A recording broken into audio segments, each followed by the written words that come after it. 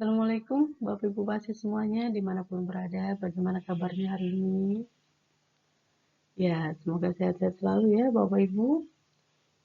Ya, Bapak Ibu, selamat berjumpa kembali di pelajaran Kompas dan Sistem Kemudi di AIT 4 ya. Ini adalah pertemuan keempat kita. Kalau kemarin pertemuan ketiga kita membahas tentang pedoman magnet cair, ya. Sekarang kita akan membahas tentang bagian-bagian dari pedoman magnet. Bagian-bagian dari kompas magnet. Nah, di dalam kompas magnet ini sebenarnya terdiri dari apa saja? Bagian-bagiannya ada apa aja di dalamnya, ya. Nah, ada bagian-bagian dalam kompas magnet sini dibagi menjadi 4 bagian. Yang pertama adalah di sini ada ketel kompas atau ketel pedoman. Karena ada yang nyebut dengan kompas, ada yang nyebut juga dengan pedoman.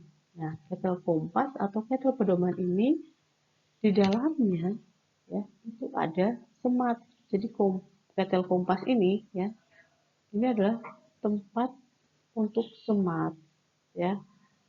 Terus tempat untuk piringan pedoman ya atau piringan kompas dan juga tempat untuk garis layar ya. Garis layar. Apa itu garis layar?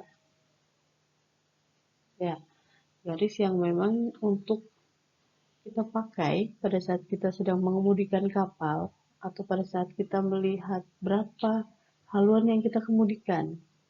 Ini ada kompas ya, ada kompas ini. Nah, terus ini ada sebuah garis.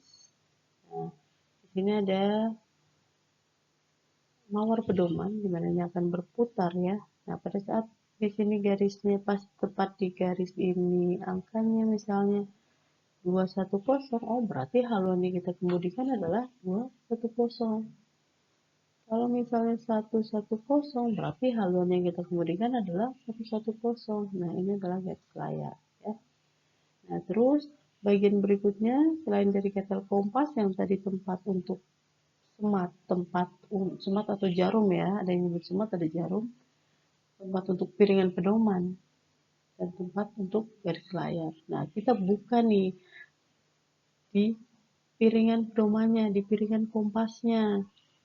Jadi dalam ketel ada piringan kompas. Nah, kita buka piringan kompasnya ini, di dalamnya ada apa? Ya, di dalamnya di situ ada mawar pedoman, ya, ada mawar pedoman. Ini ada mawar pedoman. Terus ada magnet atau batang-batang magnet dan ada juga pengapung. Terus ada apa lagi bagian berikutnya? Ada cincin lenja. Cincin lenja itu apa sih? Cincin lenja ini adalah tempat yang kita gunakan untuk menggantung ketel pedoman pada rumah pedoman. Agar apa? Agar pedomannya atau kompasnya itu selalu dalam keadaan datar. Baik itu kapalnya pada saat kapalnya mengoleng atau pada saat kapalnya mengangguk. Mungkin sering kita berdiri di depan kompas kemudi, ya, terus nggak sengaja kita nyenggol kompasnya, ya, maka dia akan goyang dan dia akan kembali ke kedudukan seimbangnya, kedudukan semulanya. Nah, lingkaran yang melingkari itu sebagai tempat untuk menggantung ketel pedoman, ya, itu yang namanya cincin lenja. Nanti kita lihat gambarnya seperti apa. Ya. Terus berikutnya, bagian berikutnya adalah rumah pedoman atau rumah kompas atau bineka. Nah, ini adalah tempat dari ketel pedoman dan juga batang-batang penimbal. Batang-batang penimbal ini kita gunakan untuk penimbalan agar kompasnya akurat kembali. Ya. Jadi bagian-bagian utamanya itu ada ketel. Di dalam ketel pedoman itu ada semat atau jarum, ada piringan pedoman, ada garis layar. Nah, piringan pedomannya kita buka. Piringan pedoman kita buka, di dalam piringan pedoman ada mawar pedoman, ada magnet atau batang-batang magnet, dan ada pengapung. Berikutnya ada cincin lenjah yang melingkari dari ketel pedoman ya untuk menggantung ketel pedoman pada rumah pedoman, ya, agar selalu dalam keadaan mendatar, baik itu pada saat kapalnya mengangguk atau pada saat kapalnya mengoleng, ya. Nah, terus berikutnya ada rumah pedoman. Rumah pedoman itu berarti bagian luarnya, dimana yang tadi semuanya ada dalam ketel. Nah, ketelnya itu masuk dalam rumah pedoman. Dan juga dalam rumah pedoman itu ada batang-batang penimbal, ya. Kita bahas yang pertama adalah tentang ketel pedoman atau ketel kompas. Nah, ketel pedoman atau ketel kompas ini, ya, ketelnya ini bahannya dari apa? Nah, ketel pedoman atau ketel kompas ini terbuat dari perunggu atau kuningan. Bentuknya itu bulat torak. Ya, bentuknya bulat torak. Jadi bahannya kalau nggak dari perunggu ya dari kuningan dan bentuknya bulat torak. Nah, di dalam ketel pedoman ini, di dalam ketel kompas ini, itu ada bagian-bagian di dalamnya. Terdiri dari apa aja ketel pedoman ini? Ya. Nah, ketel pedoman ini di bagian atasnya ada tutup kaca bening, ya, tutup kaca bening, dan kaca bening ini harus kedap air, ya. Nah, tapi pada kompas-kompas yang lama, ya, ini masih menggunakan tuas atau paku di bagian tengahnya. Untuk apa? Untuk meratakan pesawat baring, untuk membaring benda-benda di sekitar kapal kita. Bila kita mau menentukan posisi dan lain sebagainya, misalnya kita menggunakan azimuth circle, ya, dan lain sebagainya. Terus, kalau bagian atasnya tutup kaca bening, bagian bawahnya di sini adalah kaca baur. Nah, kaca baur ini fungsinya untuk apa? Kaca baur ini fungsinya adalah untuk memecah penerangan agar apa? Agar tembus cahaya. Makanya di bagian bawahnya adalah kaca baur, kalau di bagian atasnya adalah kaca bening, ya. Terus ada garis layar, ya. Nah, garis layar ini tanda yang dipasang pada bagian tepi, bagian dalam ketel, di mana dipasang di dua bagian yang sejajar dengan garis lunas kapal. Ya. Fungsinya apa? Seperti yang tadi disampaikan, ya, bahwa fungsi dari garis layar ini adalah untuk melihat atau membaca haluan kapal. Ya, hari-hari kita pakai, cuman mungkin kita nggak tahu ini namanya apa, ya. Terus yang berikutnya dalam ketel kompas, dalam ketel pedoman ada pemberat, ya. Nah, pemberat ini dipasang di bagian bawah ketel untuk apa? Agar menjaga ketenangan dan kestabilan dari ketelnya, makanya diberilah pemberat. Terus yang kelima apa? Yang kelima adalah penyangga semat.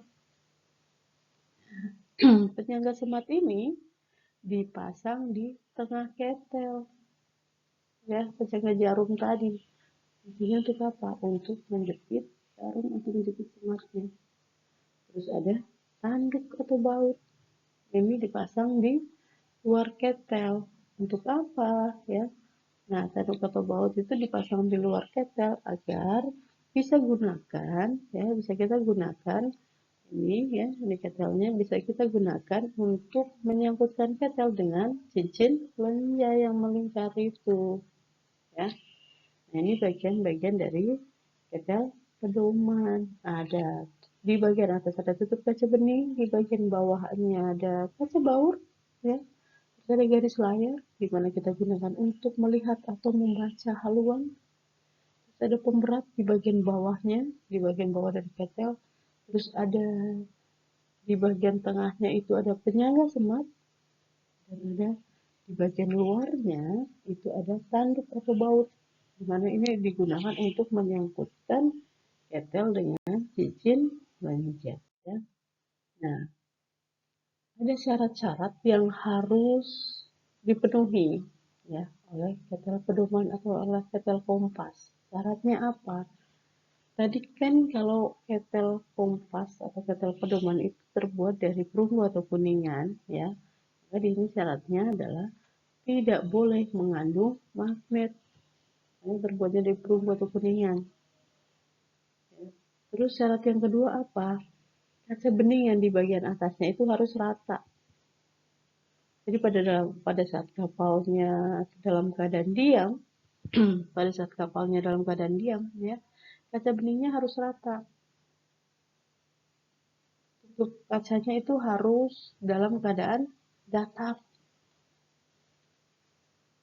Terus syarat ketel kompas yang ketiga apa? Yang ketiga adalah dalam segala situasi atau segala posisi, ketel kompasnya ini tidak boleh menyentuh bagian-bagian dari kompas lain.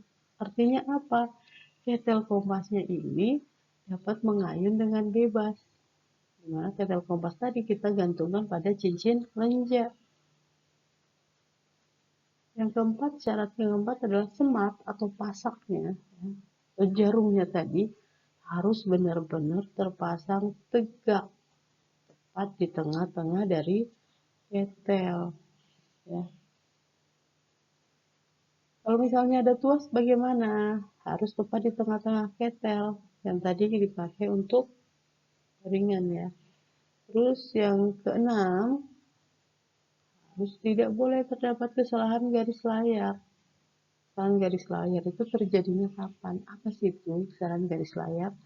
Kesalahan garis layar itu terjadi apabila letak garis layarnya itu tidak sejajar dengan garis lunas, karena harus tepat di garis lunas atau sejajar dengan garis lunas, nggak ada sudut ya, nggak ada sudut. Jadi harus tepat banget pas di garis lunas, nggak boleh ada sudut sedikit pun. Nah, nggak boleh ada kesalahan garis layar. Ini adalah syarat-syarat dari ketel pedoman. Ya.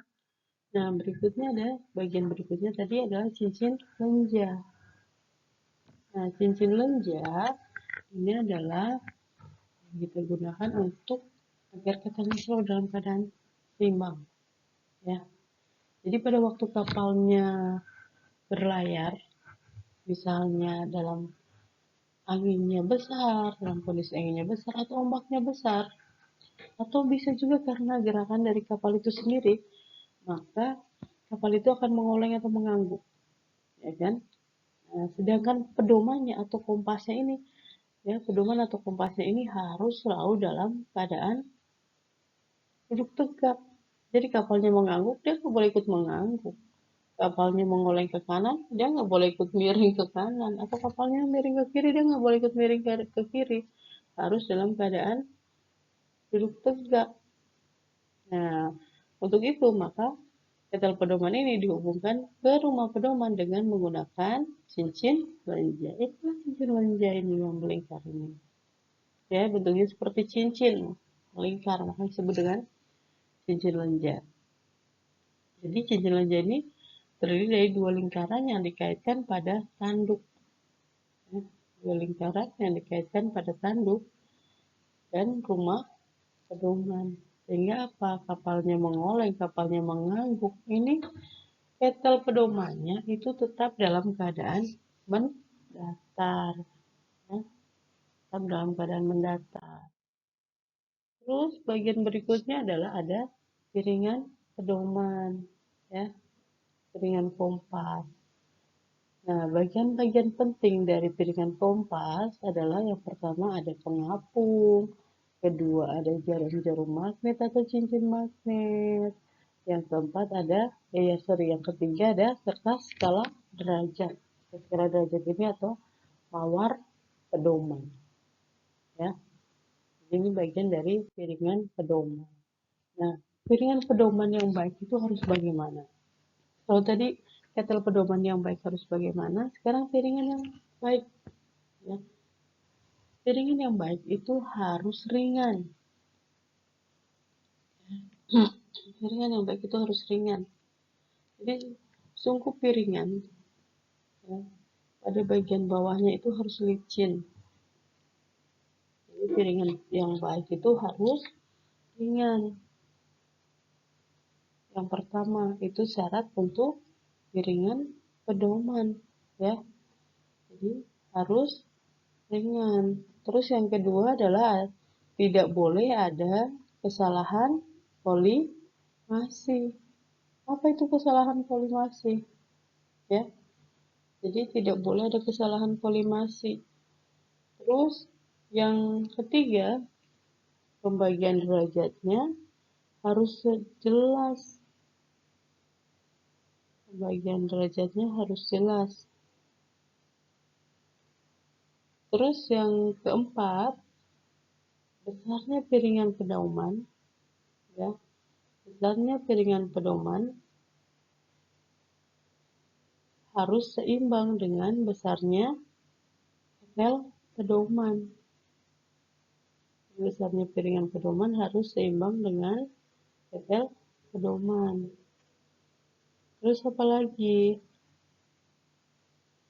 Terus harus tenang. Tenang ini berarti tidak mudah terpengaruh. Misalnya ada pengaruh-pengaruh dari magnet di sekitar kompas tersebut, dia tetap pada kedudukan semula. Jadi tidak mudah goyah ya piringan pedomannya. Terus harus peka. Peka itu kalau misalnya tadi pengaruh-pengaruh magnet dan lain sebagainya sudah keluar, sudah dijauhkan, maka dia harus kembali ke kedudukan semulanya. Terus waktu ayun piringan pedomannya ini minimum 14 detik. Ya, minimum 14 detik. Agar apa? Agar tidak terjadi sinkronisasi dengan olengan kapal. Jadi syarat piringan pedoman yang baik itu harus ringan, sungkup piringan kompasnya, piringan pedomannya itu harus bagian bawahnya harus licin, tidak punya kesalahan kolimasi. Kesalahan kolimasi ini adalah jarum-jarum magnetnya tidak sejajar dengan arah utara selatan pada skala derajat di mawar pedoman. Ya, terus bagian derajatnya harus jelas agar mudah dibaca dan dibuat secara teratur. Besarnya piringan kompas itu harus seimbang dengan besarnya ketel. Piringan kompasnya, piringan pedomannya itu harus tenang, harus peka, dan waktu ayun piringan pedomannya itu minimum 14 detik agar tidak terjadi sinkronisasi dengan olengan kapal. Nah, sifat peka tadi apa maksudnya? Sifat peka adalah pada piringan kompas ya, sifat peka tadi adalah suatu saat apabila piringan kompas keluar dari kedudukan seimbang, ya, piringan kompas keluar dari kedudukan seimbang karena pengaruh dari luar, seperti karena pengaruh magnet dari luar, maka segera setelah pengaruh magnetnya tadi kita hilangkan, ya, piringan pedomannya akan kembali ke kedudukan seimbangnya, peka dia. Jadi pengaruhnya dijauhkan, ya dia balik lagi ke kedudukan seimbangnya. Terus kalau yang tenang apa? Kalau tenang berarti pada saat ada gangguan atau pengaruh dari luar, ya, maka keseimbangan piringan kompasnya, keseimbangan piringan pedomannya itu tidak mudah terganggu. Misalnya pengaruh dari luar apa? Misalnya olengan atau anggukan kapal, atau pengaruh karena getaran mesin, perubahan haluan yang lain sebagainya, ya. Itu sifat tenang. Nah, bagaimana kita mau memeriksa kepekaan dari piringan pedoman kita? Peka nggak ya piringan kompas kita ini? Bagaimana cara memeriksanya? Yang pertama, kita putar piringan pedoman ya. Kita putar piringan pedoman ke kanan atau ke kiri kira-kira 3 derajat dari kedudukan seimbang. Kalau tadi ke kanan, berikutnya berarti ke kiri 3 derajat. Nah, kalau misalnya ya sudah kita ulangi kanan atau kiri tadi, terus sudah kita lepaskan, kita baca berapa penyimpangan sudutnya. Kalau penyimpangan sudutnya dari kedua sisi tadi selisihnya setengah derajat, berarti piringan kompasnya ini masih cukup peka. Tapi kalau lebih dari setengah, berarti sudah tidak peka. Ya. Terus bagian berikutnya ada rumahnya, bagian terluarnya tadi ada rumahnya. Nah, kalau rumah kompas itu bahannya dari apa? Kalau tadi ketelnya dari perunggu atau kuningan, sekarang rumahnya itu terbuat dari kayu. Atau boleh juga dengan bahan lain. Yang jelas di sini hanya tidak mengandung magnet. Nah, rumah kompasnya ini harus cukup kuat. Nah, ini untuk menopang dan menyimpang semua peralatan pedoman, termasuk juga alat-alat penimbalnya, ya, untuk dilakukan penimbalan agar kompasnya lebih akurat. Terus diletakkan di depan roda kemudi untuk tempat kompas kemudi, dan kalau di bagian badan teratas berarti itu kompas standar atau kompas tolok atau standar kompas, ya. Nah, untuk di kapal-kapal modern ya, ini sudah tidak terdapat lagi rumah kompas yang diletakkan di kanan atau kiri, ya, di peranjungan. Kenapa? Karena kapal-kapal modern ini sekarang sudah dilengkapi dengan gyro kompas atau pedoman gasing. Ya, di mana dengan adanya gyro kompas atau pedoman gasing, maka di sisi kapalnya itu sudah diletakkan gyro repeater. Ya. Pada rumah kompas atau pada rumah pedoman ini itu ada apa saja, ya. Bagian-bagiannya apa sih pada rumah pedoman? Yang pertama itu ada tutup atau rumah kompas. Tutup atau rumah kompas. Yang kedua ada tanduk-tanduk untuk meletakkan cincin lenja. Ada bola-bola besi penimbal, ya, yang diletakkan di sebelah kanan atau kiri dari rumah pedoman. Terus ada batang-batang besi lunak atau handlebar, ya. Terus ada batang-batang magnet penimbal, yaitu batang magnet P, batang magnet yang membujur Q, ya. Terus batang-batang magnet sengit itu yang dipasang tegak adalah batang-batang R, dan batang-batang magnet ini terletak di dalam dari rumah pedoman. Posisinya ada di mana? Ada di bawah dari ketel pedoman. Terus ada apa lagi? Ada bola lampu penerangan. Artinya di sini difungsikan untuk penerangan pada malam hari.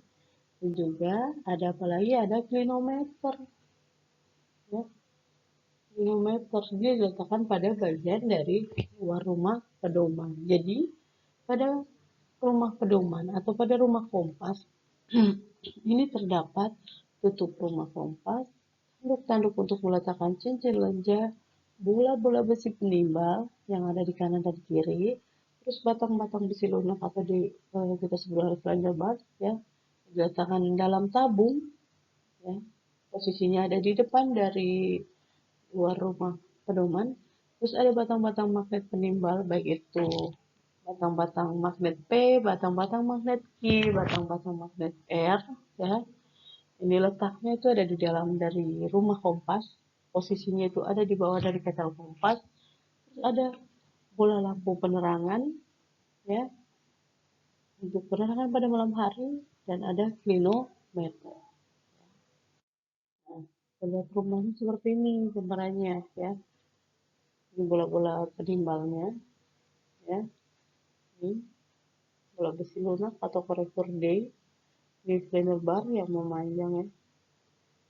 Terus ini ada magnet korektor Q, terus ada magnet korektor P, terus ada magnetic korektor sengit, ya, timbangan sengit, ya. Ini adalah gambaran dari rumah pedoman. Bapak Ibu Patis, ya, terima kasih. Ini adalah materi untuk pertemuan kita yang keempat, ya, pertemuan kita yang keempat. Terima kasih sudah menyimak video penjelasan ini. Semoga bermanfaat, ya, Bapak Ibu Pasis, buat kita semua. Salam sehat selalu Bapak Ibu Pasis dimanapun berada. Sampai jumpa lagi kita di pertemuan-pertemuan berikutnya, ya. Semoga bermanfaat. Terima kasih. Assalamualaikum.